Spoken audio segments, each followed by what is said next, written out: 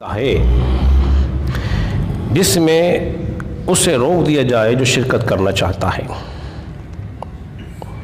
اور اسے بلا لیا جائے جو آنا نہیں چاہتا، اور جس نے کسی بغیر عذر کے کسی کی دعوت ٹھکرا دی، انکار کر دیا، قبول نہیں کی، تو اس نے اللہ اس کے رسول کی نافرمانی کی۔ اب ذرا غور کیجئے، نبی پاک علیہ الصلوۃ والسلام کا ارشاد فرما رہے ہیں کسی کو روک دیا جائے جو آنا چاہتا تھا، جس کو نہیں آنا تھا وہ آ گیا۔ اور دعوت کا قبول کرنا کیا ہے؟ دعوت کا قبول کرنا سنت ہے۔ کیا ہے؟ سنت ہے۔ جب کوئی مسلمان کسی کو دعوت دے تو اسے چاہیے اس کی دعوت کو قبول کر لے۔ اور یہاں تک لکھا ہے اگر وہ روزے سے ہو، اگر وہ روزے سے ہو اور اسے لوگ دعوت دے دے، اس کو جانا چاہیے، چونکہ وہ کھانا تو نہیں کھا سکتا لیکن وہاں دعا ضرور کر سکتا ہے۔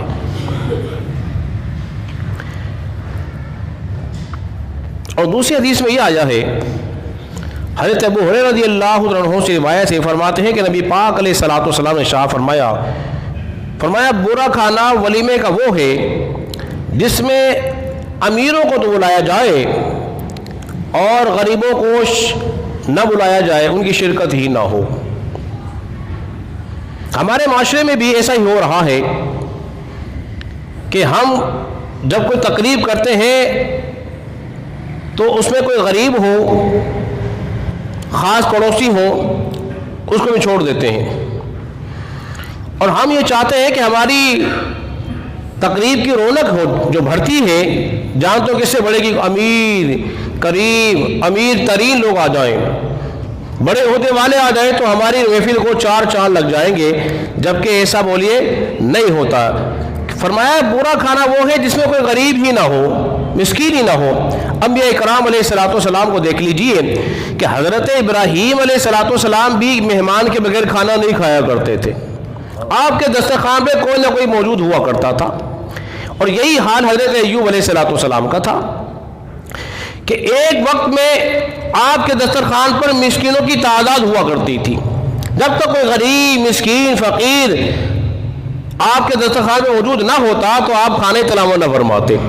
یہ ہے انبیاء اکرام علیہ الصلوۃ والسلام کا طریقہ اور سنت۔ زمانے جاہلیت میں کیا ہوتا تھا کہ وہ اپنی ناموری کے لیے، اپنی شہرت کے لیے، اپنی واہ واہ کے لیے دعوت کرتے اور امیر ترین لوگوں کو بلاتے، ان کا لحاظ رکھتے، انہیں اونچے مقامات پہ بٹھاتے، ان کے لیے عمدہ کھانے تیار کرواتے، اور غریب کو اہمیت نہیں دیتے، ان کے لیے وہ اہتمام نہیں کرتے تھے جو کسی بڑے کے لیے کرتے تھے۔